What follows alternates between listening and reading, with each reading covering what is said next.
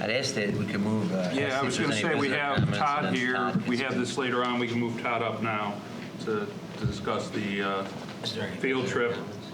Why don't we move Todd first, then we'll go visitors. Okay, that way. Tom, John, since Todd's speaking on a trip, can you just stick around in case there's any questions? Talk visitors. Hi, Todd. Good to see you. Yes. Hi, Todd Fridrych. Hi, nice to meet you. Thanks so much. Hello, Tom. Todd, to see you. How are you? Doing great. What's up, Todd? How are you? Good to see you. Hello, how are you? Good to see you. Hello, how are you? Good to see you.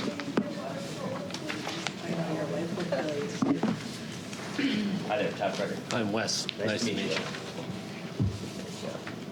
So Todd had met with Kristen and myself, and he's been, we're adding the board will receive a recommendation for, in July, to add an assistant coach on. We've had Todd for the last 2 years carry and run 2 levels of girls water polo with a volunteer assistant. And so the common trend here, unless it becomes a significant supervision issue, going back the last 6 or 7 years that I've been here, was we try to do things in 2-year increments. So if a sport can show that their numbers are up for two years consistently, and they've had some volunteer assistance, and they can run a full level with 2 different schedules, then we try to get them assistant. Similar to like running a club for 2 years, and then seeing if it becomes a paid stipend or not.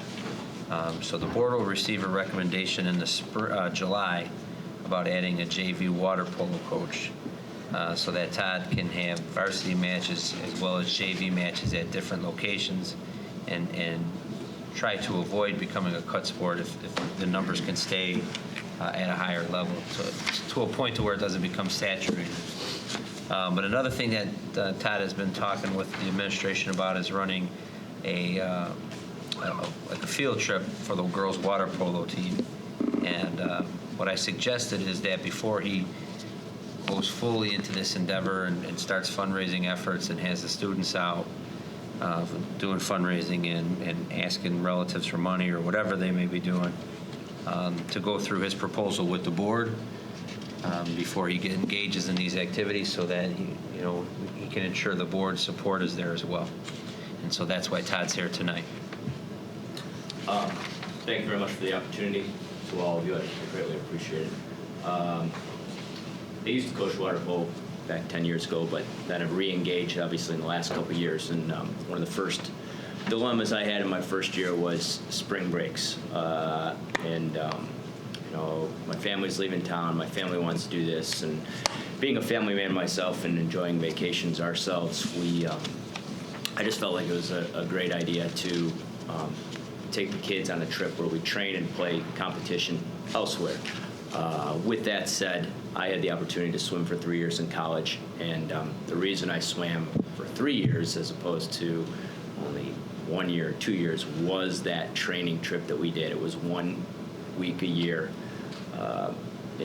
right in the middle of the season, and to this day, it's the greatest aspect of anything that I did with my college athletics. So, with that said, I thought it would be a good idea to devise an opportunity for our kids, and I say that as something that our kids will relish and remember forever, the opportunity to go to a warm place in the spring with their teammates, with their colleagues, or their teammates, and train twice a day and compete down there as well. So wrote up a proposal, basically your where, when, who, how long, all that. Our objective is to go to Fort Lauderdale, Florida, where Hall of Fame is located, a block in from the beach. Hall of Fame is a renowned aquatic facility. It's been around forever. It's a 50-meter pool. It's enormous. It's got stadium seating. It's just really kind of a unique atmosphere. In that aspect, it will give the girls the opportunity to play water polo outside, like many of the East Coast and West Coast schools get to do, possibly even under the lights too, which would be unique for them. So with that said, our game plan is to try and fundraise to do this. I've encouraged families to go with us. So I've kind of done a ton of legwork already. It's in place. It's just kind of a green. If it's a green light, just finalize it. If it's not a green light, it's a red light. Then I just cancel everything. But if you haven't had an opportunity to read through it, it's pretty simple. The hotel is a block away. It's on the beach. It's a block away from the Hall of Fame Aquatic Facility. Everything is within walking distance. We would fly Southwest Adventures or Southwest Airlines. I have been on the phone with them, more or less. Their system is a little funky with group sales, but in my experience, I've always felt that they have the cheapest flights and the most convenient flights as far as baggage and extra fees and all that jazz. But what I can do is, if I need to, is on the day that the flights go on sale, I can hold the flights myself with my own credit card, and I will have a firm commitment from who's going, who would be traveling, and therefore I have easy communication with all my parents via text and my athletes, so that I can notify them exactly when the flight will be going on sale in that process, and the aspects of that would require them to obviously purchase their tickets. Transportation to and from, I have not finalized yet. It really is no reason to finalize that until I know that it's a confirmation. But the hotel we would stay at is a Marriott Courtyard, obviously a well-renowned hotel. The gentleman who I've dealt with has offered us many different unique things. Number one, he said we can hold 30 rooms for you. Personally, I think we'll only need 10 for the athletes, but there are families. There are five families that I know for sure that would like to travel with us, which is great. Possibly more. So I will wait to hear a little bit more from them in regards to that.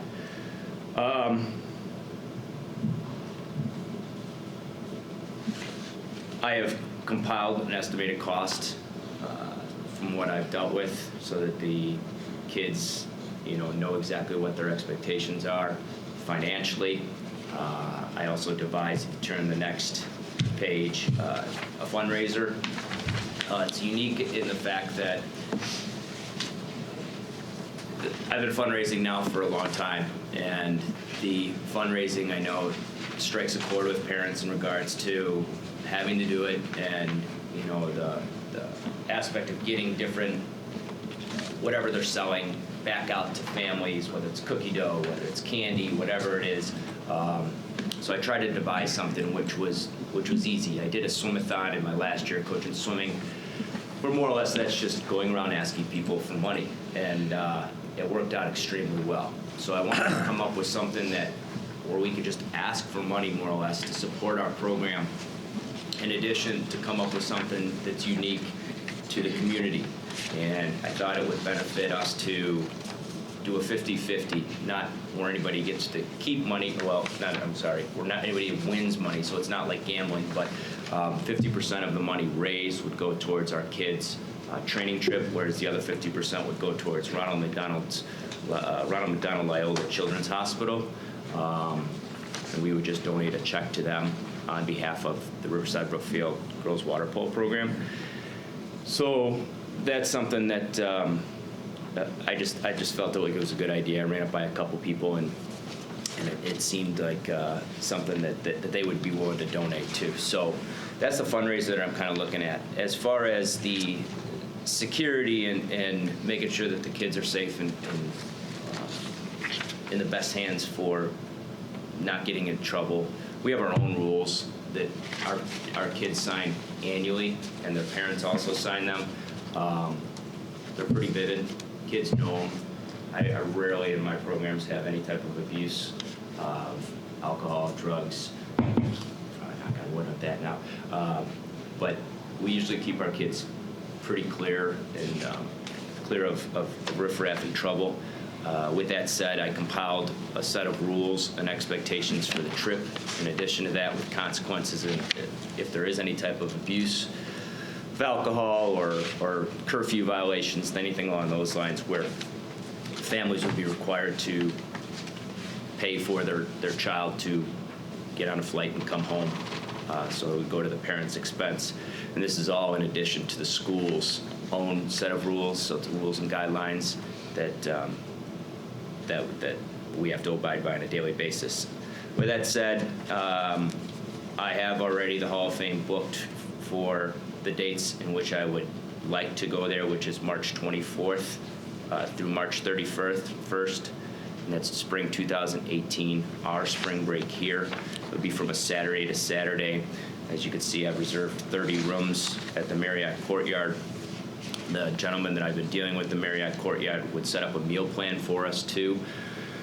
My initial thoughts on a meal plan would be I will be renting a vehicle while I'm down there to make runs to Costco to keep breakfast as basically a grab and go, fruits, juices, granola bars, things along those lines, because kids will be getting up and heading straight to the pool. And then I was going to do through the hotel a lunch, a group lunch, big group buffet lunch, and then try and do some unique dinners. Like the first night, do pizza on the beach, which is basically right across the street. Another night, tacos on the beach, things along those lines where it's as a group, as a whole. And then I would let the kids have a couple nights too where they can journey. I mean, I don't know if you've ever been to Fort Lauderdale, but the Strip is all restaurants and shops right there, basically 3 blocks this way of the hotel, block this way of the hotel. So it's kind of a really cool setting, and it works out well for this type of situation. So I would let them get their own meals. I have on there to travel in groups of 4 and some other specifics, but that's kind of the overview of my intention and our plan for this type of trip. Todd, I had a couple of questions that I underlined that I know would be just general from the school board perspective, and then the board members may ask individual questions. Under how many? Front page of your sheet.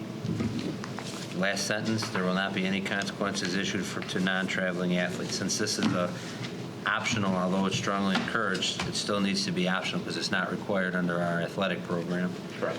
So there will be no consequences. So there could be a student that's on varsity, parents don't want her to do the trip, or they already have a trip planned, or there's no consequences for that student, correct?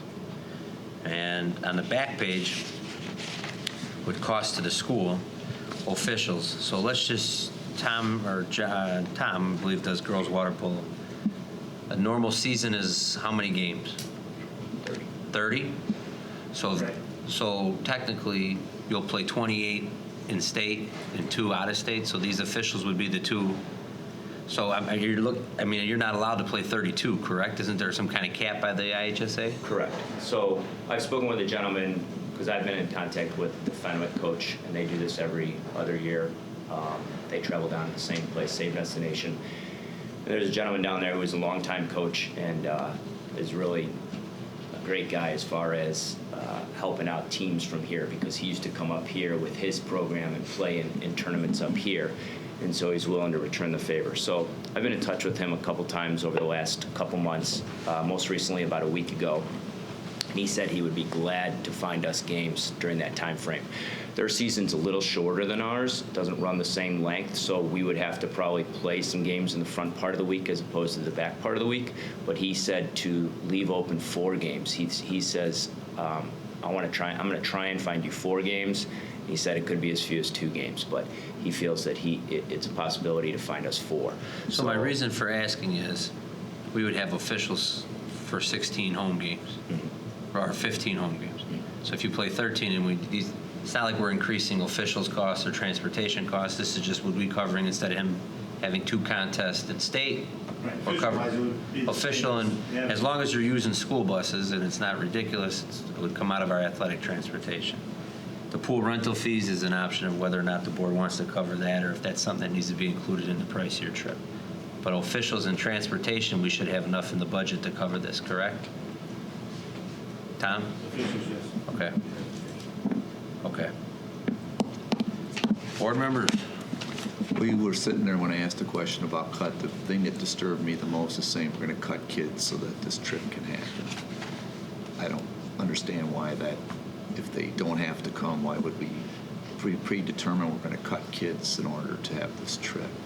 Well, my personal opinion, my personal experience is in a sport where any sport that's a cut or any sport that has a varsity program, anybody who's coming out as a junior or senior is not going to contribute directly to a varsity sport. They might be JV, but more or less what I don't want this trip to be is I don't want 20 kids coming out who've never played water polo before and taking away from the kids who've already committed themselves to the program just to go on this trip. That's my concern in why cutting juniors and seniors is because there's already kids that are in the position to kind of fill roles on the varsity, and I get the participation thing, but my personal views as being a coach are to be successful. Mine aren't participation. Mine aren't to have as much success as possible. So, as far as taking somebody in just to come out for the program, or just to come out for the spring break, that's bothersome, and Well, the I flip don't side- want to be babysitting or worrying about whether they're drinking or abusing curfew, and I won't know enough about these kids, so that's my concern. Do I feel like our numbers are going to drop because I'm cutting? No, I don't feel like our numbers are going to drop. I actually feel like our numbers are perfect right now, and to grow them or escalate them that much more still takes away from the kids that are currently in the pool. So we have a pool, we have 30-plus girls in there, and it's already a good number. And to exceed that number and go over 40, I think it could have a negative effect on the water polo program. Well, again, your rationale makes a lot of sense, but I hate to see some kid who actually wanted to play water polo. Like, what if we get a transfer student as a junior? Well, I think Or if it's a something like transfer that. student, that would be kind of dealt with differently. Okay. This is more for the person, this is more for, I mean, like I if it's a swimmer, for instance. Yeah, that's what I mean. That's- You've had swimmers Yes, come out just junior those and senior those aren't year. the ones I'm worried about. Okay. I'm worried about the ones that, Okay. oh, you're going on spring break? Well, I'm going to go out for the water polo team, and they're a JV person that their main intent is they're not Okay. going to play. I know what their main intent is and what their objective is to coming out with the program. I mean, that's what I want to deter, is so that there is no foul play on this trip to hinder the possibility of doing it again in a couple years. Do you have a plan like Fenwick to try to go every other, or? This is a lot of work, so hopefully, there's a file in place now, so if it got approved and we got the green light on and it was successful, I think we would do it again. Like I said, it's such a unique experience. I mean, Tim's daughter did training trips too. He understands. It's really cool. I mean, it's just really cool. It's just I speak very highly of my opportunities that I had, and I think our kids would thoroughly enjoy it. I've spoken with the Revis baseball coach, the Lockport baseball coach. They both take training trips as well.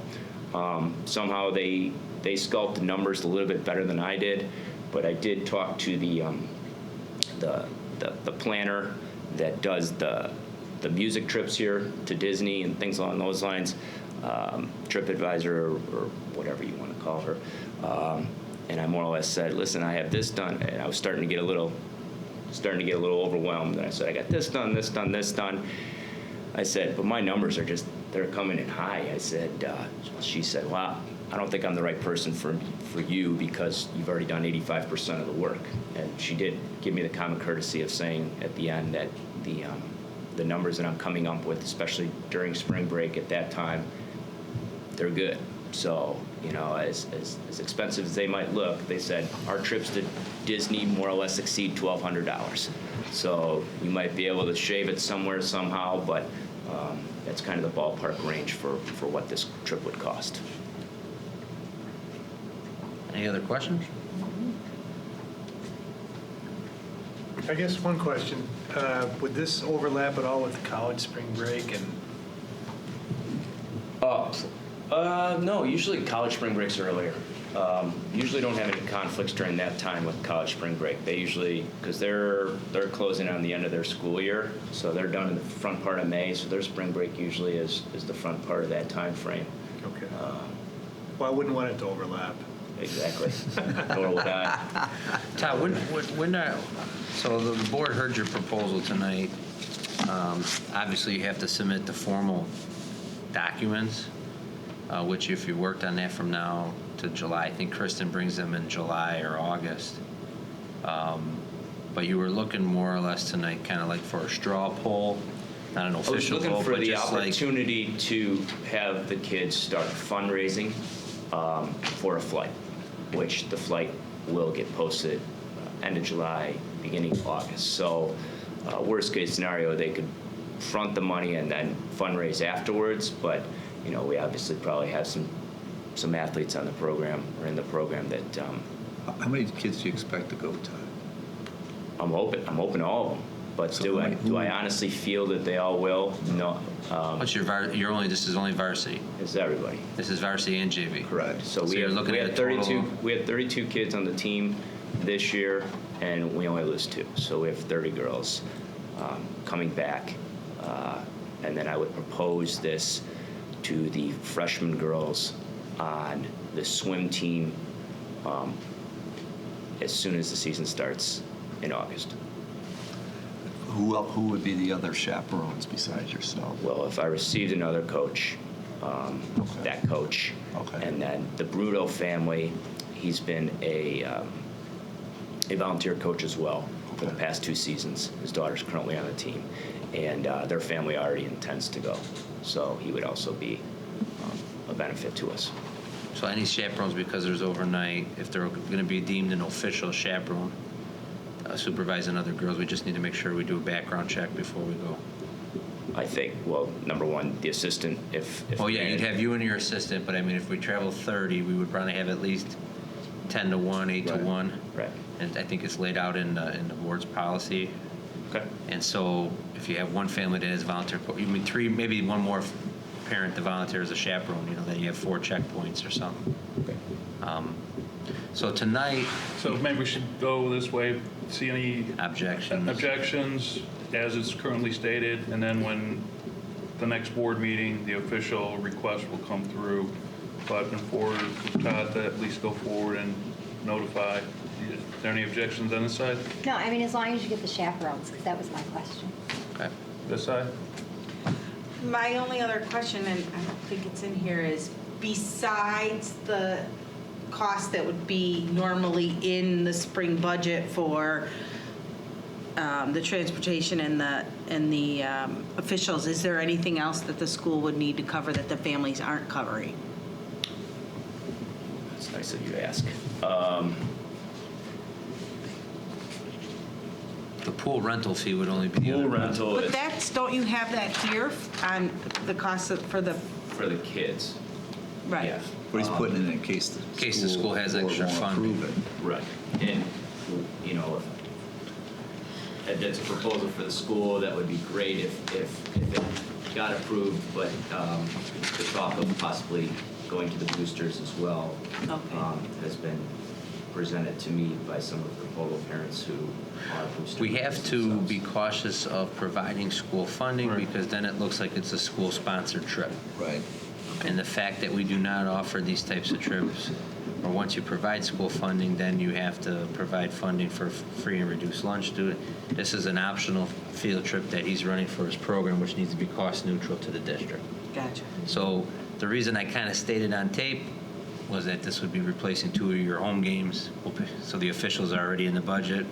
There's some buses that are already in the budget. We can cover some of that, whether it's in Illinois or Florida.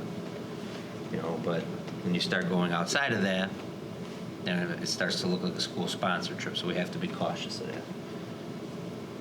We also already have an agreement in place. Todd, you put something about putting an agreement together. It's right in the policy that one of us Agreement for behavior? for a waiver and all that kind of stuff. So that kids The would parents have to sign Yeah, there's a. there's a waiver. There's a waiver. And you can go, You can ask like Kristen or Kristen. something. They have Yeah, it. it's something like that that says they'll abide by school rules. Yeah. Parent has to give I have permission. it. And that thing about flying home if they get into trouble and all that. All right, there was no sense of objection there on either side, so I think you could go forward and assume that we'll probably, if you come up with your chaperones, mean, that was the only, make sure that there's identified that there's the right coverage. I think you just go forward with it without a formal vote. All right. Thanks for I coming. appreciate Thank your you. time tonight. Thank you very much. Thank you, Thanks, Todd. Todd. All right, let's go to. Visitor. You want to go visitor, or do we have to do the CFO? You can do visitor first, just to say we did it. All right. Any visitors' comments? This side, I don't have nobody in place. We'll go to, I will not read the big statement.